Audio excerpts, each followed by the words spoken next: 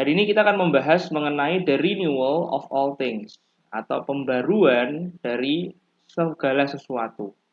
Nah, teks kita berasal dari kitab Wahyu 21 ayat 1 sampai 8. Mari kita baca. Lalu aku melihat langit yang baru dan bumi yang baru, sebab langit yang pertama dan bumi yang pertama telah berlalu, dan laut pun tidak ada lagi. Dan aku melihat kota yang kudus, Yerusalem yang baru, turun dari surga, dari Allah, yang berhias bagaikan pengantin perempuan yang berdandan untuk suaminya. Lalu aku mendengar suara yang nyaring dari tahta itu berkata, lihatlah, kemah Allah ada di tengah-tengah manusia, dan ia akan diam bersama-sama dengan mereka. Mereka akan menjadi umatnya, dan ia akan menjadi Allah mereka. Dan ia akan menghapus segala air mata dari mata mereka, dan maut tidak akan ada lagi. Tidak akan ada lagi perkabungan atau ratap tangis atau duka cita, sebab segala sesuatu yang lama itu telah berlalu.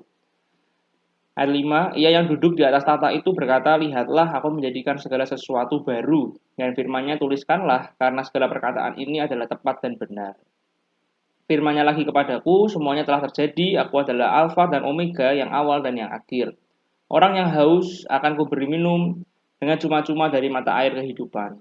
Barang siapa menang, ia akan memperoleh semuanya ini, dan aku akan menjadi Allahnya, dan ia akan menjadi anakku. Tapi orang-orang penakut, orang-orang yang tidak percaya, orang-orang keji, orang-orang membunuh, orang-orang sundal, tukang-tukang sihir, penyembah-penyembah berhala, dan semua pendusta, mereka akan mendapat bagian mereka di dalam lautan yang menyala-nyala oleh api dan belerang.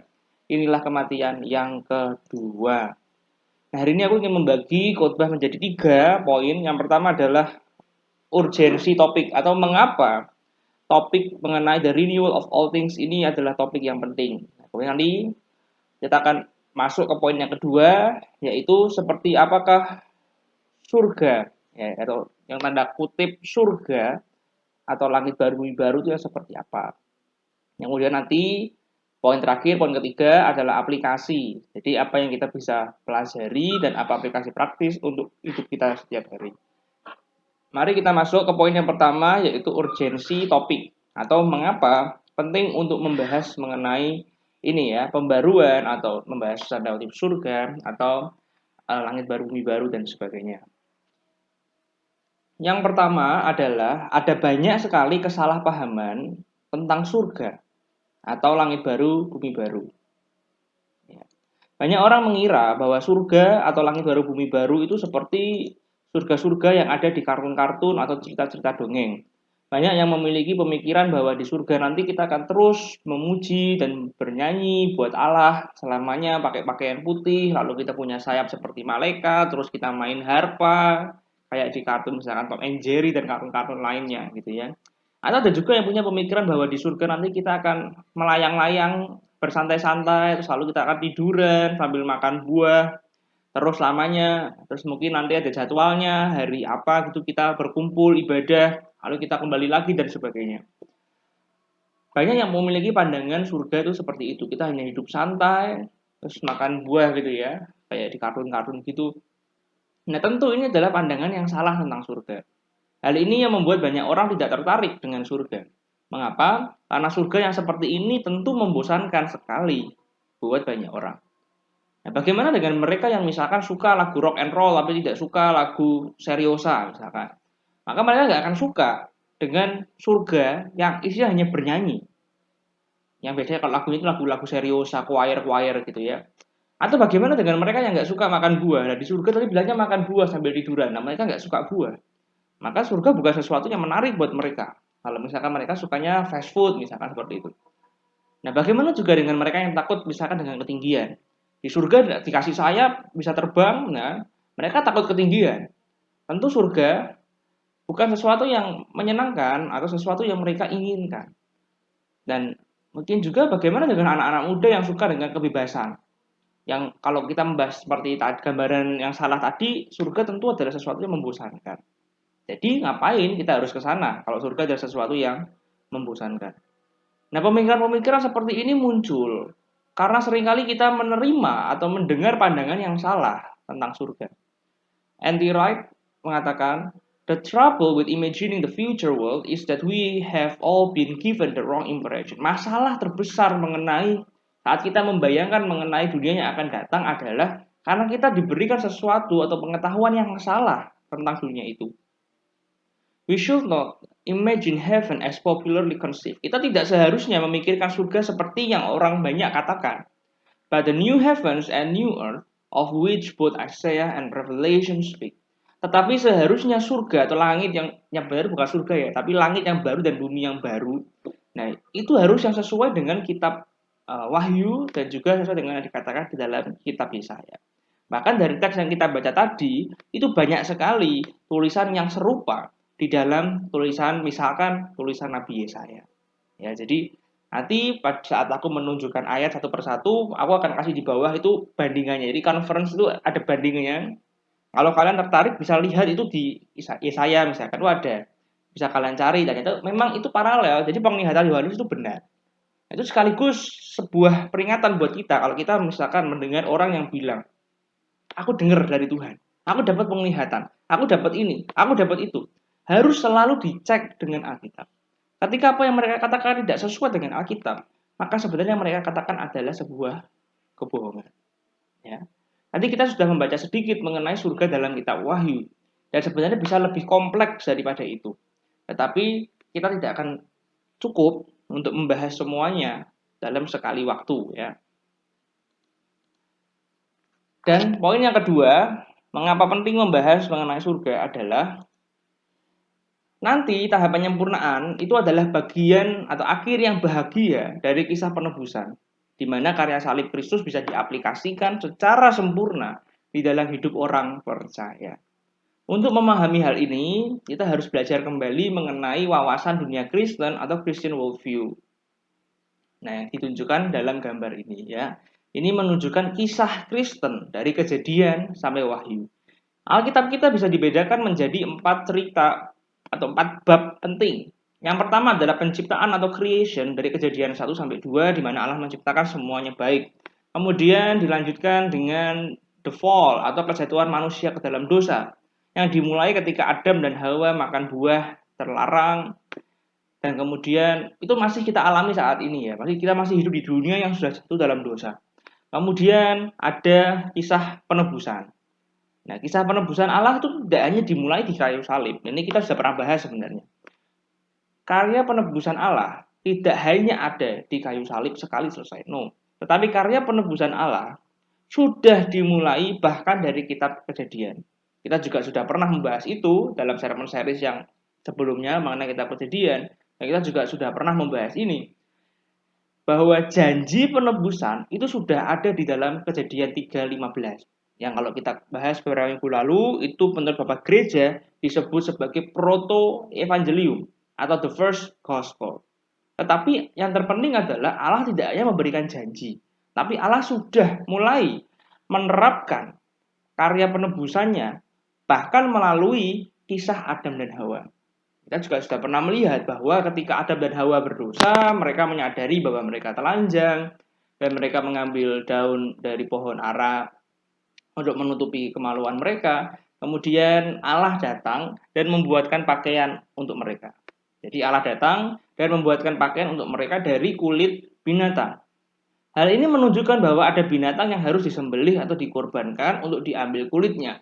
Jelas di sini berarti ada pertumpahan darah untuk penutup rasa malu akibat dosa. Ini adalah awal dari ibadah menghapus dosa bagi orang Yahudi. Selanjutnya kisah Kain dan Habel. Korban Habel diterima karena mengandung darah. Kalau kita melihat kisah mengenai Nuh, Nuh juga membuat mezbah dan mempersembahkan korban. Kisah Abraham juga sama. Dan hal itu menjadi awal mula bagi ibadah penghapus dosa orang Yahudi. Dan karya penebusan itu terus berlanjut, yang puncaknya ada di kayu salib, di mana Kristuslah anak domba Allah yang menghapus dosa dunia. Karya Kristus itu terlihat, karya keselamatan bukan hanya dari salib, tetapi mulai dari awal. Kemudian, selain mengenai ibadah korban menghapus dosa, karya penyelamatan juga kita bisa lihat melalui ketika Habel, garis keturunan yang benar itu dibunuh oleh Kain. Allah membangkitkan keturunan yang baru, yaitu garis keturunan Set. Kemudian ketika dunia jatuh dalam dosa, Allah menyelamatkan Nuh dan memulai garis keturunan yang baru. Allah juga memilih Abraham dan keturunannya Ishak. Kemudian Allah juga memilih umat Israel sebagai umat kepunyaannya.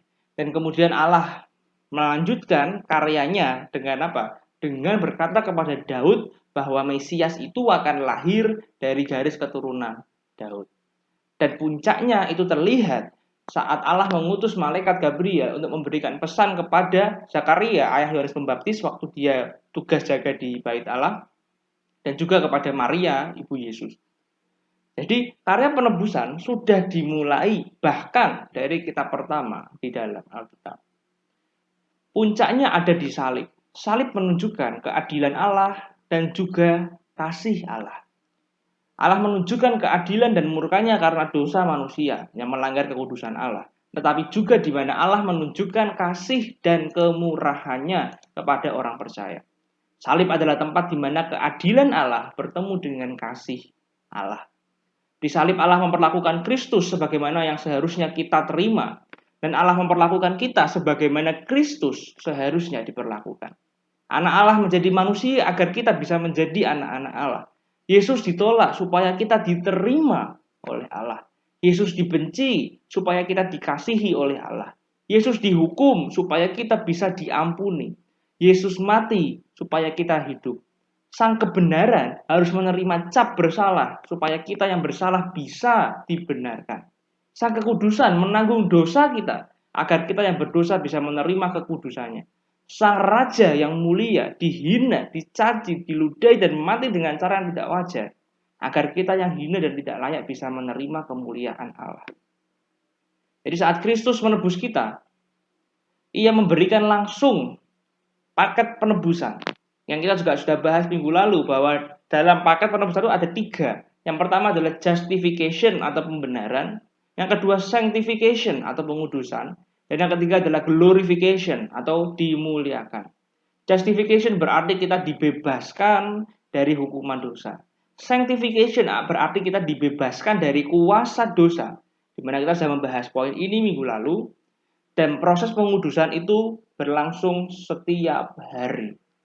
Orang percaya bukan dari jahat jadi baik, tetapi mengubah orang menjadi orang yang kudus. Itulah kekristenan. Dan puncaknya adalah glorification atau dimuliakan, yaitu saat nanti kita dimuliakan bersama dengan Allah, dari mana kita benar-benar dibebaskan dari kehadiran dosa. Sama seperti orang Israel yang keluar dari padang gurun dan masuk ke Kanaan yang berlimpah susu dan madunya. Demikian juga pada saat itu juga kita akan dibebaskan, akan dikeluarkan dari hal-hal yang berhubungan dengan dosa. Dan hal itu adalah saat di mana tidak ada lagi yang namanya dosa. Termasuk tubuh kita yang kita bahas minggu lalu sebagai daging yang seringkali lemah dan takluk kepada hawa nafsu dan sebagainya. Daging ini akan diganti dengan sesuatu yang baru. Paulus mengatakan, kewargaan kita adalah di dalam surga, dan dari situ juga kita menantikan Tuhan Yesus Kristus sebagai juru selamat yang akan mengubah tubuh kita yang hina ini. Jadi tubuh kita, tubuh dosa ini akan digantikan dengan tubuh yang baru yang disebut dengan tubuh kemuliaan, sehingga serupa dengan tubuhnya yang mulia menurut kuasanya yang dapat menaklukkan segala sesuatu kepada dirinya. Ini adalah bagian akhir dari kisah Kristen, di mana bukan hanya kita, tapi juga dunia yang kita tinggali itu akan diperbarui, akan dibenahi, akan direstorasi oleh Allah. Makanya tahap yang terakhir itu seringkali disebut sebagai consummation atau restoration. Jadi kalau kita lihat ini, the big picture, ada creation, lalu fall, lalu redemption, dan terakhir restoration atau consummation. Inilah yang disebut oleh Tuhan Yesus sebagai regeneration atau penciptaan kembali atau recreation. Petrus menyebutnya sebagai restoration of all things. Dan Paulus menyebutnya di dalam ayat ini ya, Filipi 3 ayat 21 sebagai the subjection of all things. Jadi saat semuanya ditaklukkan secara sempurna kepada Tuhan Yesus. Dan kemudian urgensi yang ketiga adalah pemahaman tentang langit dan bumi yang baru, atau kalau disingkat dengan LB3, mempengaruhi cara hidup kita.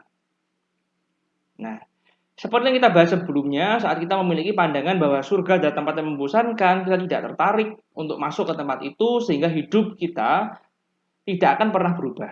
Oke lah, Kristus sudah menebus kita, tapi surganya kok gitu, ya kan? Akhirnya hidup yang kita jalani ya biasa-biasa saja, dan bahkan tidak mengalami perubahan. Dan kita juga tidak memiliki gairah untuk hidup di dalam kebenaran bagi Allah. Sementara itu, jika kita memiliki pemahaman yang benar tentang surga, harusnya kita akan menjalani hidup dengan penuh rasa pengharapan dan kita memiliki gairah dari dalam, desire, ada passion untuk taat kepada Allah. Karena kita semua menantikan langit yang baru dan bumi yang baru. Dan berikutnya, oke lah, topik tentang surga atau langit baru itu penting. Jadi seperti apa surga itu? Nah, untuk mengetahui itu kita harus melihat kembali teks bacaan kita dari Wahyu 21. Kita akan kembali melihat dari Wahyu 21. Dari ayat 1, lalu aku melihat langit yang baru dan bumi yang baru. Sebab langit yang pertama dan bumi yang pertama telah berlalu dan laut pun tidak ada lagi. Di ayat pertama ini jelas dikatakan bahwa di mana kehidupan yang akan ada nanti itu disebut dengan langit yang baru dan bumi yang baru. Jadi mulai saat ini harusnya saat kita membahas mengenai kehidupan setelah kematian, kehidupan yang akan datang, kita ada baiknya menggunakan kata langit baru dan bumi yang baru dan bukan kata surga. Karena surga itu lebih spesifik menunjukkan tempat di mana Allah itu bertahta, tempat di mana ada terang cahaya kemuliaan Allah yang tidak terhampiri. Jadi ada terang yang tak terhampiri. Jadi surga lebih ke sana. Nanti kita akan melihat itu di ayat berikutnya sebenarnya ada. Ya, jadi lebih ke langit yang baru dan bumi yang baru.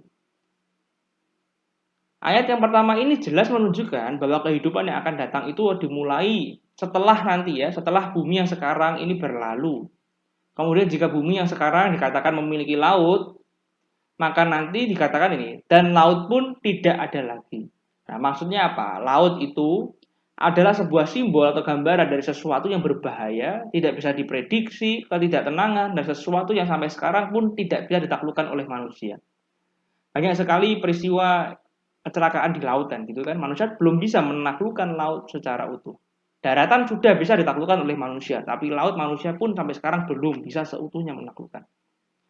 Nah, selain itu, laut adalah gambaran sebagai tempat keluarnya binatang yang merupakan gambaran dari iblis. Itu kalau kita lihat di Wahyu 13. Atau juga misalkan kalau kita lihat di kitab Ayub, laut adalah tempat tinggal binatang laut yang besar atau monster laut yang disebut sebagai Leviathan. Kalau kita baca di kitab Ayub.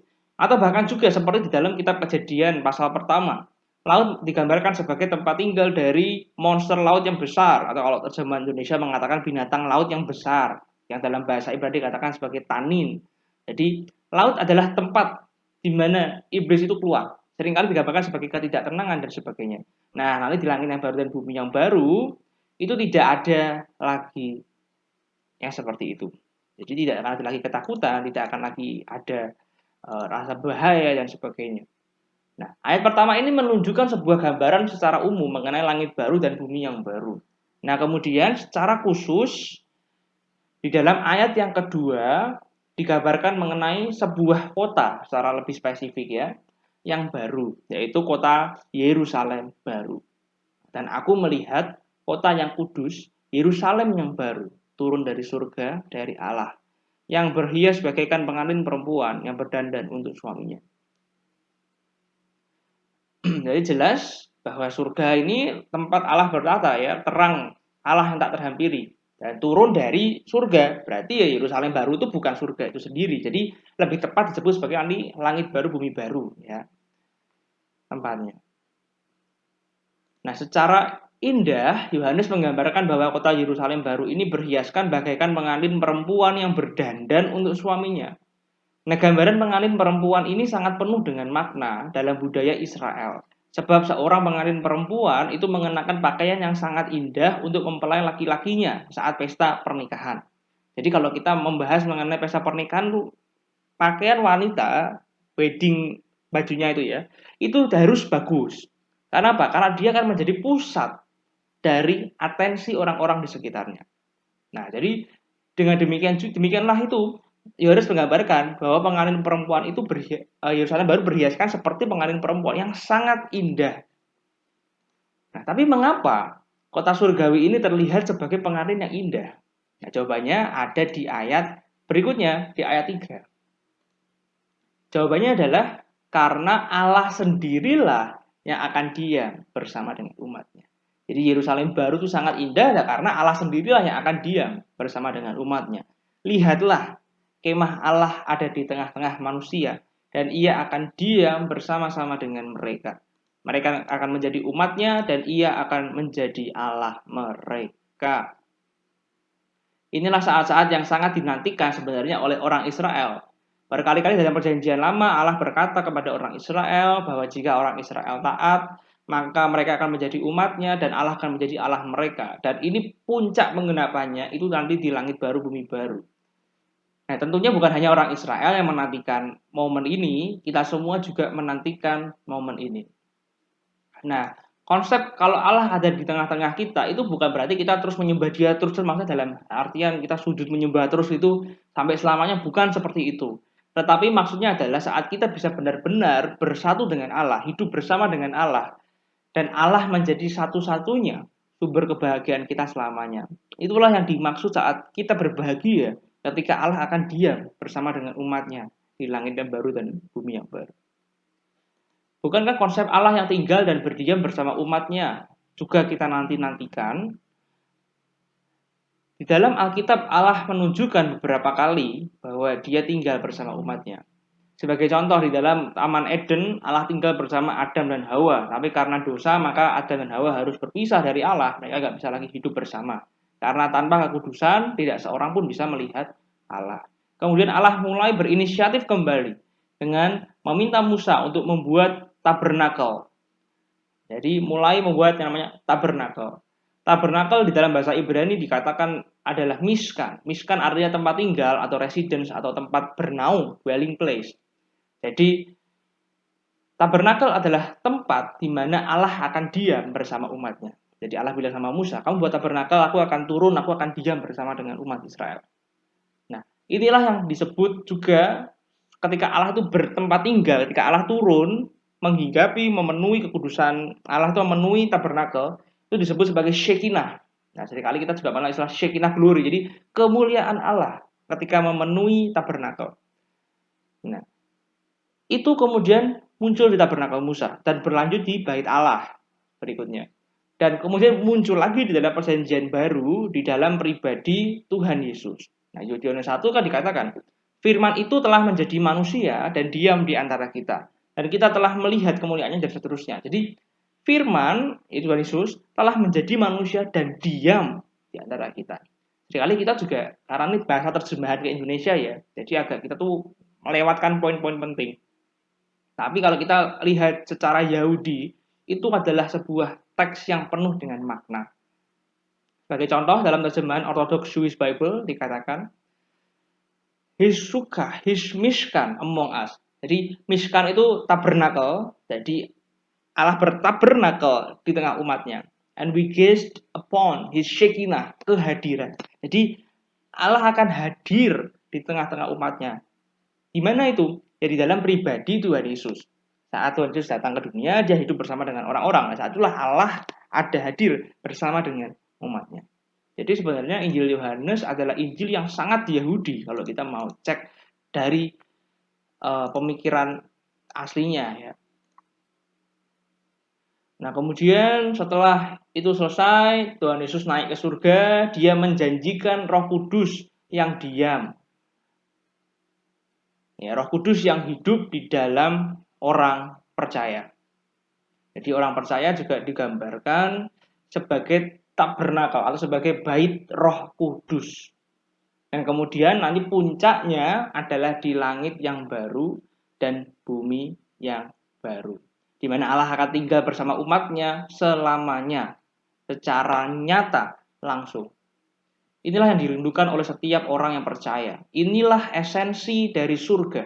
Surga bukan tempat. Surga adalah keadaan jiwa di mana kita benar-benar dipersatukan dengan Allah dan menerima pemerintahan Allah secara sempurna. Karena Allah yang memerintah, maka surga digambarkan sebagai tempat yang penuh dengan kasih karunia Allah.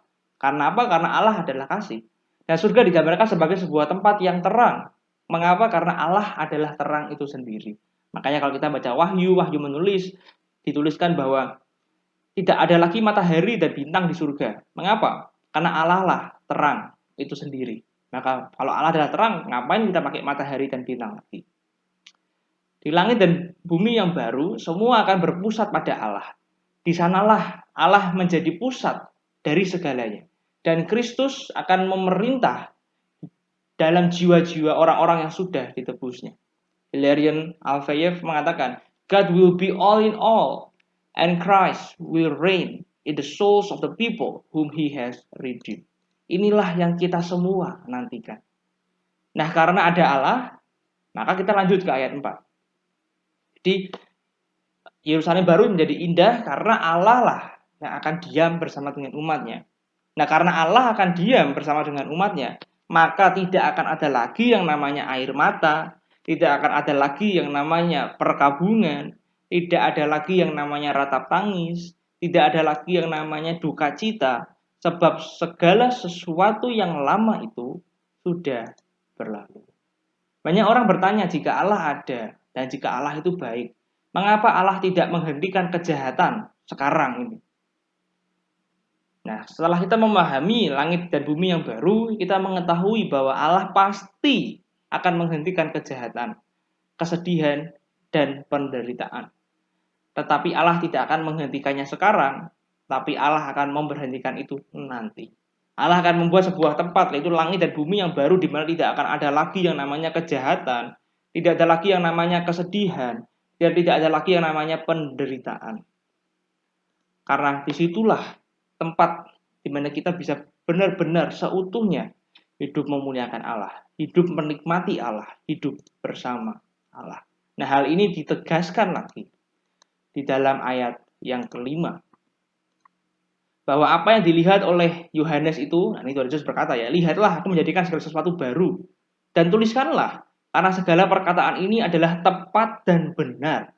Jadi Tuhan Yesus sendiri yang mengonfirmasi apa yang dilihat, apa yang didengar oleh Yohanes dari ayat 1 sampai ayat 4. Karena perkataan ini benar dan tepat.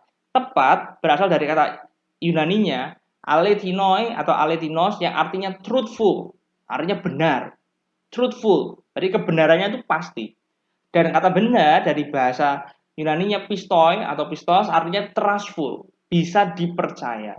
Jadi apa yang kita pelajari hari ini dari ayat 1 sampai 4 itu bisa dipercaya kebenarannya dan bisa diharapkan atau bisa menjadi pengharapan kita karena Allah lah yang menjanjikannya kepada kita. Tapi mengapa Allah bisa memastikan atau menjanjikan hal ini? Jawabannya ada di ayat ke-6, yaitu karena dia adalah Alfa dan Omega. Alfa adalah huruf pertama di Yunani dan Omega adalah huruf terakhir di Yunani. Dia adalah yang awal dan yang akhir. Orang yang haus akan kuberi minum dengan cuma-cuma dari mata air kehidupan. Karena ia adalah yang akhir, maka ia tahu apa yang akan terjadi di masa depan. Hal ini membuat kita tidak hanya bisa hidup dalam pengharapan, dalam mempercayainya, dalam mempercayai janjinya, tapi hal ini juga harusnya membuat kita berbahagia dan tenang. Sebab Allah kita adalah Allah yang ada di awal dan ada di akhir. Dia adalah Allah yang kekal. Sehingga saat kita mengalami penderitaan, saat kita mengalami hal-hal yang mungkin menyakitkan hati kita, saat kita mengalami keadaan yang tidak kita harapkan, kita bisa berlari kepada Allah. Sebab ia adalah Allah yang kekal. Ia tahu akhir dari setiap penderitaan kita. Ia sudah menyiapkan rencana yang terbaik. Kalaupun kita, saudara kita misalkan harus mati, kematian bukan akhir dari segalanya. Allah tidak berjanji bahwa dia akan mengubah segalanya baik di dunia ini. Tapi dia berjanji dia akan mengubah semuanya menjadi baik nanti di dunia yang akan datang. Ayat ini memberikan pesan, pengharapan bagi kita yang hidup di dalam dunia yang penuh dengan penderitaan, penuh dengan kejahatan, penuh dengan tangisan, dan penuh dengan ketidakpastian. Kemudian dilanjutkan dengan sebuah janji lainnya yang Allah katakan di ayat ke-7. Masih di ayat ke-6, yaitu bahwa orang yang haus akan kuberi minum dari air yang ia miliki, kan? Orang yang haus akan kuberi minum dengan cuma-cuma dari mata air kehidupan. Nah, kita bertanya, kita sebenarnya haus apa sih? kok sampai Tuhan mau kasih minum? Haus apa? Apakah yang dimaksud haus adalah haus karena kita haus beneran secara jasmani haus? Bukan itu maksudnya. Kita bisa ingat lagi kisah Tuhan Yesus ketika bertemu dengan seorang wanita Samaria di sebuah sumur Yakub. Tuhan Yesus berkata, jika kamu minum air dari sumur ini, kamu akan haus lagi. Tapi jika kamu minum dari air hidup yang kuberikan kepadamu, kamu tidak akan pernah haus lagi. Inilah yang dimaksud dalam ayat ini, yaitu bahwa kehausan kita itu bukan sekedar untuk hal-hal jasmania, tetapi kehausan dan kerinduan terbesar kita adalah Allah itu sendiri. Jadi Allah adalah satu-satunya yang kita rindukan dalam dunia ini. Dan nanti di surga itu atau di langit dan bumi yang baru itulah kita akan dipuaskan karena Allah hadir bersama dengan umatnya. Disitulah kepuasan kita akan dipenuhi oleh Allah sendiri. Kemudian, tapi poin yang penting yang kita bahas dari ayat 1 sampai 6 itu hanya diberikan kepada mereka yang menang dan bertahan sampai akhir. Barang siapa menang, ia akan memperoleh semuanya ini dan aku akan menjadi Allahnya dan ia akan menjadi anakku. Saat kita percaya kepada Tuhan Yesus dan kita diangkat menjadi anak-anaknya, sebagai anak kita berhak menerima yang namanya warisan. Nah, warisan dari Allah inilah yang akan diberikan kepada kita. Tetapi poin yang penting yang perlu kita perhatikan, bahwa warisan terbesar kita bukanlah Yerusalem baru atau langit baru dan bumi baru. Warisan terbesar kita adalah Allah Tritunggal. Allah Tritunggal adalah warisan terbesar kita. Berkat terbesar yang kita bisa terima adalah saat kita menjadi anak-anaknya dan ia menjadi Allah kita yang menyelamatkan, yang melindungi, dan yang menyediakan. Tapi jika di dunia ini kita tidak menyembah dan tidak melayani Allah yang benar, jika hidup kita tidak dipenuhi oleh penyembahan kepada Allah, seperti yang ditunjukkan di dalam ayat 8, tapi orang-orang penakut, orang-orang yang tidak percaya, orang-orang keji, orang-orang pembunuh, orang sundal, tukang sihir, penyembah berhala, dan semua pendusta, mereka akan mendapat bagian mereka di dalam lautan yang menyala-nyala oleh api dan belerang. Inilah kematian yang kedua. Jadi kita sudah membahas mengenai langit dan bumi yang baru. Nah, kita akan tutup di dalam aplikasi. Oke, kita sudah belajar lebih jauh mengenai langit dan bumi yang baru. Terus aplikasinya apa buat kita? Nah, aplikasi ini aku ingin mengambil atau mengutip dari buku karya C.S. Lewis. C.S. Lewis ini adalah penulis Kristen ya. Dia menulis juga buku tentang misalkan Narnia, The Chronicles of Narnia itu yang nulis juga dia. Nah, dia menuliskan satu buku yang bagus yang judulnya Mere Christianity. Dan di dalam bukunya itu dia mengatakan creatures are not born with desires unless satisfaction for those desires exists. Ciptaan itu tidak dilahirkan dengan rasa atau desire, keinginan yang tidak bisa dipuaskan. Artinya apa? Ketika seseorang punya desire, maka harusnya ada sesuatu yang bisa memenuhi dari rasa desire-nya itu. Contoh, seorang bayi merasa lapar. Dan makanya di dunia ini ada yang namanya makanan. Seekor anak bebek ingin berenang. Itulah kenapa di dunia ini ada yang namanya air. Berarti bisa dipuaskan keinginannya. Manusia memikirkan atau merasakan keinginan seksual desire. Dan ya, di dunia ini ada yang namanya seks.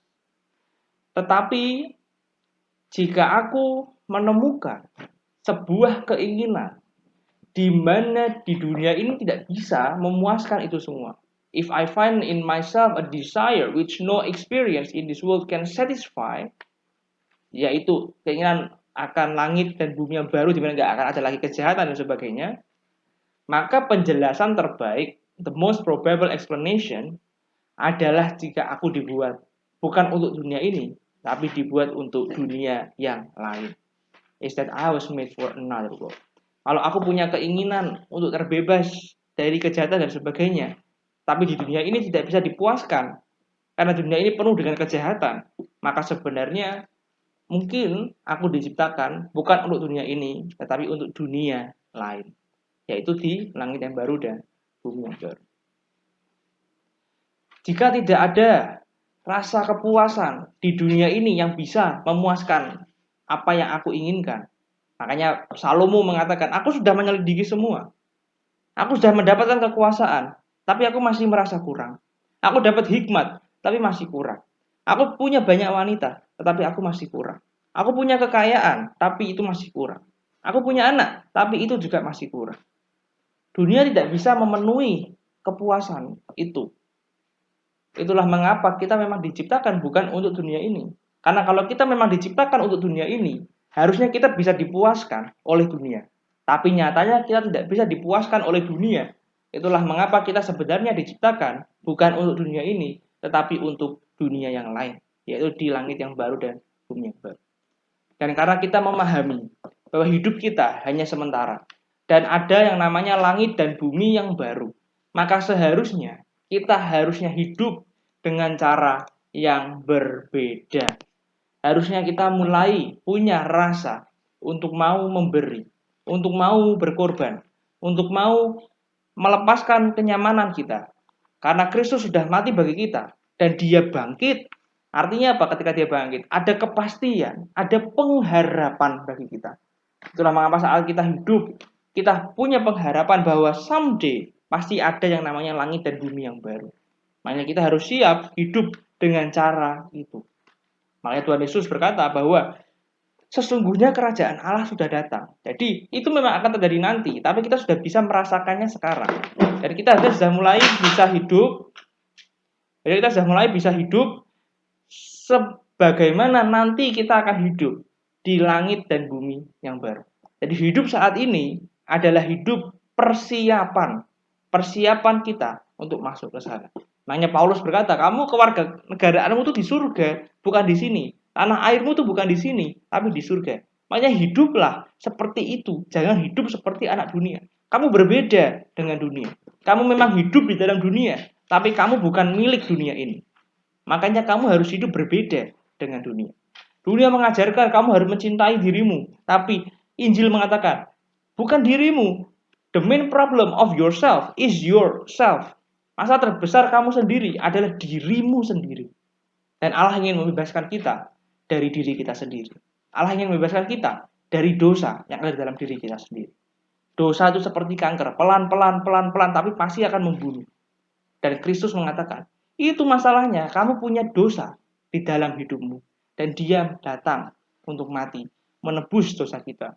Dan tidak hanya berakhir di salib dan di kuburan, tetapi berakhir di kubur yang kosong, bahwa dia bangkit. Dia menang melawan itu semua. Dan hal itu harusnya membuat kita sadar bahwa jika kita ada sampai hari ini, semua itu karena anugerah Allah. Dan kita juga sudah mencicipi surga, karena setiap hari kita sudah menerima dan merasakan anugerah Allah di dalam hidup kita. Mari kita tutup sermon series ini dengan ucapan syukur kepada Allah dan Tunggal Maha Kudus yang telah menyelamatkan kita dan memberikan anugerahnya kepada kita setiap hari. Saat kita terpuruk dan mengalami penderitaan, kita bisa melihat kepada salib Kristus. Karena di sanalah Kristus mengalami dan merasakan hal yang sama. Saat kita mengalami penderitaan, pandanglah kepada salib. Karena disitulah Kristus menawarkan kebersamaan dengan kita. Kita menderita, dia juga menderita. Kita merasa sakit, dia juga merasa sakit. Kita merasa mungkin malu, dihina, dia juga merasakan hal yang sama. Saat kita mengalami penderitaan, pandang pada salib. Karena disitulah Kristus menawarkan kebersamaan bersama dengan kita. Tetapi tidak hanya berhenti di salib. Kita juga harus melihat kubur yang kosong. Karena apa? Karena kubur yang kosong memberikan pengharapan bahwa hidup ini tidak berakhir di sini. Ada langit dan bumi yang baru, di mana kita bisa hidup bersama dengan Allah yang kita kasihi selamanya. Karena surga bukan tempat untuk orang yang berbuat benar, tapi surga adalah tempat untuk orang yang mengasihi Allah. Karena tanpa Allah, surga bukan surga. Amin.